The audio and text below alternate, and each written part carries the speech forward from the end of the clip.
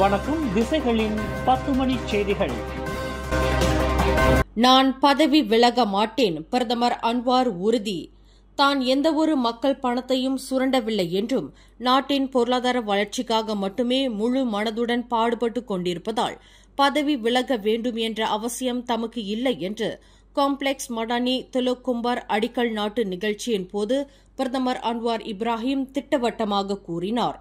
தன் மீதும் தன் செயல்பாடுகள் மீதும் ஏதேனும் திருப்தியின்மை இருந்தால் எதிர்க்கட்சியினர் நாடாளுமன்றத்திலேயே விவாதிக்கலாம் என்றும், மேலும் நாடாளுமன்றத்தை பயன்படுத்தி தன் மீது நம்பிக்கையில்லா தீர்மானத்தை கொண்டு வரலாம் என பிரதமர் தெளிவுபடுத்தினார்.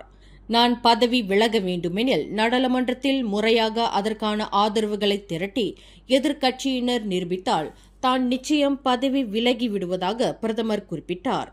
தன்னுடைய 3 வருட ஆட்சிக் காலத்தில் தான் எந்தவொரு சட்டத்திற்கு புறம்பான செயல்களில் ஈடுபடவில்லை என்றும், அமைச்சரவைக் கூட்டத்தில் அமைச்சர்களின் மீது வழக்கு பதியப்பட்டால் அதில் தான் தலையிடப் போவதில்லை என்பதையும் ஏற்கனவே அறிவித்துவிட்டதாக கூறிய பிரதமர், 10 லட்சத்திற்கு மேல் சொத்துரிமை இருந்தால் அதனை விசாரணையில் தெளிவுபடுத்த வேண்டும் என்ற கட்டளையையும் அமைச்சர்களுக்கு கொடுத்துவிட்டதாக பிரதமர் வலியுறுத்தினார்.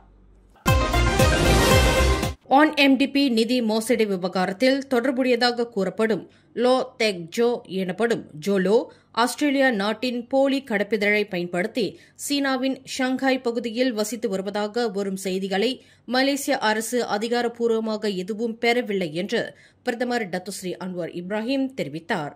இது தொடர்பாக இதுவரை எந்தவொரு அதிகாரப்பூர்வ தகவலும் கிடைக்கவில்லை என்பதால் உள்துறை அமைச்சருடன் கலந்து பேசுவதாக இன்று காம்ப்ளெக்ஸ் மடானி திலோக்கும்பார் கல்நாட்டு நிகழ்ச்சியின் போது செய்தியாளர்களிடம் கூறினார். இந்நிலையில் சர்வதேச ஊடகங்களில் நேற்றிரவு வெளியான தகவல்களில் ஜோலோ ஷாங்காயில் கிரீன் ஹில்ஸ் பகுதியில் சொகுசான வாழ்க்கை வாழ்ந்து வருகிறார் எனவும், அவர் தற்போது சீன அரசுக்கு மூத்த ஆலோசகராக இருந்து வருவதாக தெரிவிக்கப்பட்டுள்ளது.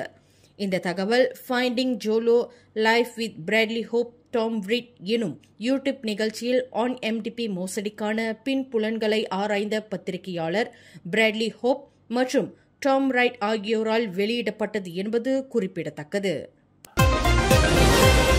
மலேசிய அரசு போலீஸ் படையின் டெபுட்டி கமிஷனர் DCP பதவி கொண்ட 5 உயர் அதிகாரிகள் கமிஷனர் CP பதவிக்கு உயர்த்தப்பட்டு Kuala Lumpur, Selangor, Johor, Pulau Pinang மற்றும் கெடா ஆகிய 5 முக்கிய மாநிலங்களின் புதிய மாநில போலீஸ் தலைவர்களாக நியமிக்கப்பட்டுள்ளனர்.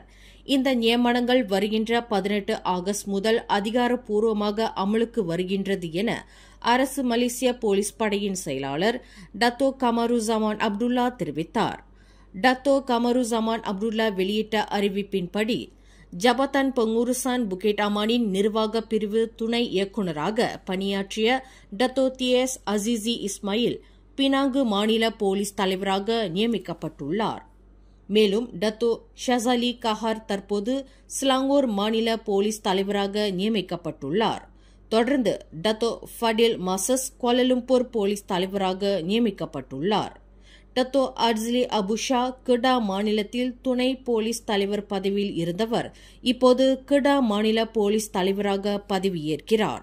மேலும் deputy commissioner Abdul Rahman Arshad Johor மாநில போலீஸ் தலைவராக நியமிக்கப்பட்டுள்ளார் என அவர் குறிப்பிட்டார். மலேசியாவின் 3 புதிய தலைமை நீதிபதிகள் நியமனம் செய்யப்பட்ட போதிலும் நீதித்துறை சீர்திருத்தங்களை நிறுத்திவிடக்கூடாது என பெர்சே அமைப்பு வலியுறுத்தியுள்ளது. புதிதாக நியமிக்கப்பட்ட தலைமை நீதிபதி டத்தோ வான் ஹமட் ஃபாரிட் வான் சலே முன்பு அரசியல் ஈடுபாடு கொண்டிருந்தாலும் அவரது நேர்மையான முடிவுகள் நீதித்துறையின் மீதான நம்பிக்கையை உறுதிப்படுத்தும் என பெர்சே சுட்டிக்காட்டியுள்ளது.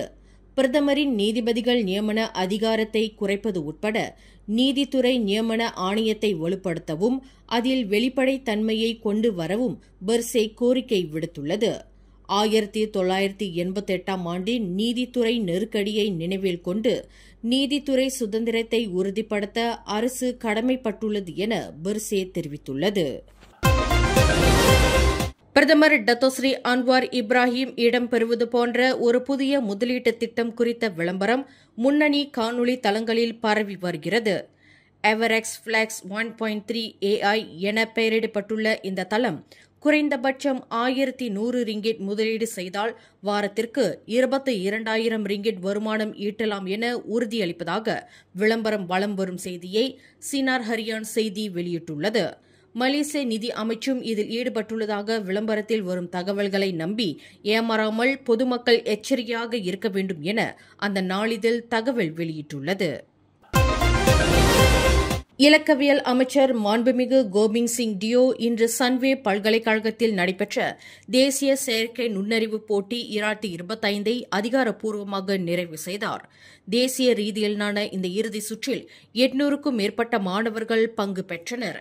இலக்கவியல் தொழில்நுட்ப உலகில் காலடி எடுத்து வைக்க வேண்டும், அதற்கு நாம் தயாராக வேண்டும் என்கிற நிலை மாறி செயற்கை நுண்ணறிவு இலக்கவியல் தொழில்நுட்ப உலகில் நாம் தற்போது வாழ்ந்து கொண்டிருக்கின்றோம் என்பதே உண்மை. அதற்கான கட்டமைப்புகளையும் வழிகாட்டுதல்களையும் வழங்க இலக்கவியல் அமைச்சு தயாராக இருக்கும் நிலையில் மலேசியர்கள், குறிப்பாக மாணவர்கள், செயற்கை நுண்ணறிவு மற்றும் இலக்கவியல் தொழில்நுட்பத்தை அன்றாட வாழ்வில் பயன்படுத்த துவங்க வேண்டும் என அமைச்சர் கேட்டுக் கொண்டார். குறிப்பாக பள்ளி மாணவர்கள் இந்த செயற்கை நுண்ணறிவு திறனை வளப்படுத்திக் கொள்வது சிறப்பு என அமைச்சர் கூறினார். இடைநிலை பள்ளி, மேல்நிலை மாணவர்களும் உயர்கல்விக் கழகங்களில் அடிப்படை கல்வி மாணவர்களும் இந்த போட்டியில் பங்கு கொண்டனர். இந்த போட்டி கடந்த மார்ச் மாதத்தில் தொடங்கப்பட்டது. முதல் கட்டத்தில் 2500 மாணவர்கள் நாடு தழுவிய ரீதியில் பங்கெடுத்தனர். பங்கெடுத்த மாணவர்களுக்கு முறையான பயிற்சிகளும் பட்டறைகளும் வழங்கப்பட்டன. பின்னர் தேர்வு பெற்ற மாணவ அணிகளின் கண்டுபிடிப்புகள் இன்று காட்சிக்கு வைக்கப்பட்டன. தனது வயது கிட்டத்தட்ட 100ஐ எட்டினாலும் நாட்டிற்கும் இனத்திற்கும் தொடர்ந்து பங்களிப்பதாகவும் போராடுவதாகவும் உறுதிபட தெரிவித்துள்ளார் முன்னாள் பிரதமர் துன் டாக்டர் மகாதீர் முகமது. மலேசியாவின் மீதான தனது அன்பு ஒருபோதும் குறையாது என்றும் இது தனது சொந்த நாடு என்றும் அவர் வலியுறுத்தினார். இளம் தலைமுறையினர் பொறுப்பை ஏற்க வேண்டும் என்ற சிலரின் கருத்தை மறுத்த அவர், தான் மறைந்த பிறகு அவர்கள்தான் பொறுப்பேற்பார்கள் என்றார். தாம் உயிருடன் இருக்கும் வரை நாட்டையும் இனத்தையும் பாதுகாக்க தனது ஆற்றலையும் அறிவையும் தொடர்ந்து அர்ப்பணிப்பேன் என்று மகாதீர் உறுதிபட கூறினார். பினாங்கு ஆயரித்தாம் தாமான் தெருபோங் இண்டா அடுக்குமாடி குடியிருப்பில் பூட்டிய வீட்டிற்குள் 61 வயது மூதாட்டி ஒருவர் சடலமாக கண்டெடுக்கப்பட்ட சம்பவம் பரபரப்பை ஏற்படுத்தியுள்ளது. நேற்று பிற்பகல் 3 மணியளவில் அவசர அழைப்பு கிடைத்ததும் பயன்பரு தீயணைப்பு மீட்பு படையினர் சம்பவ இடத்திற்கு விரைந்ததாக பினாங்கு மாநில தீயணைப்பு மீட்புத்துறையின் செயல்பாட்டு பிரிவு தலைவர் ஜான் சாகுன் பிரான்சிஸ் தெரிவித்தார். சிறப்பு கருவிகள் மூலம் கதவை உடைத்து வீட்டிற்கு நுழைந்த மீட்பு படையினர் குளியலறையில் சுயநினைவின்றி கிடந்த மூதாட்டி தம் குவாங் ஹங் என்பவர் உயிரிழந்ததாக தெரிவித்தனர். சடலம் சவ பரிசோதனைக்காக மருத்துவமனைக்கு அனுப்பப்பட்டதுடன் மேலதிக விசாரணைகளுக்காக காவல்துறையினரிடம் ஒப்படைக்கப்பட்டுள்ளது. ஷாலாம் செக்ஷன் 24 ஜாலான் சில்லிமேரா 24/26 அருகே உள்ள வடிகாலில் விழுந்து 2 சிறுவர்கள் மூழ்கி உயிரிழந்தனர்.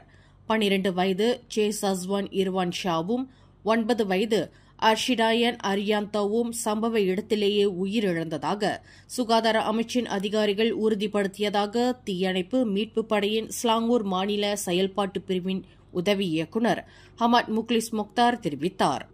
நேற்று மாலை 7:19 மணியளவில் அவசர அழைப்பு கிடைத்ததும் ஷாலாம் தீயணைப்பு மீட்பு படையினர் சம்பவ இடத்திற்கு விரைந்தனர். சிறுவர்களின் உடல்கள் காவல்துறையினரிடம் ஒப்படைக்கப்பட்டு தற்போது மேலதிக விசாரணைகள் நடைபெற்று வருகின்றன. மேலும் செய்திகளை தெரிந்து கொள்ள கீழே இருக்கும் பெல் பட்டனை அழுத்துங்கள். உங்கள் மகிழ்ச்சியை வெளிப்படுத்த லைக் மற்றும் ஷேர் செய்யுங்கள். தொடர்ந்து திசைகளோடு இணைந்திருக்க சப்ஸ்கிரைப் செய்யுங்கள்.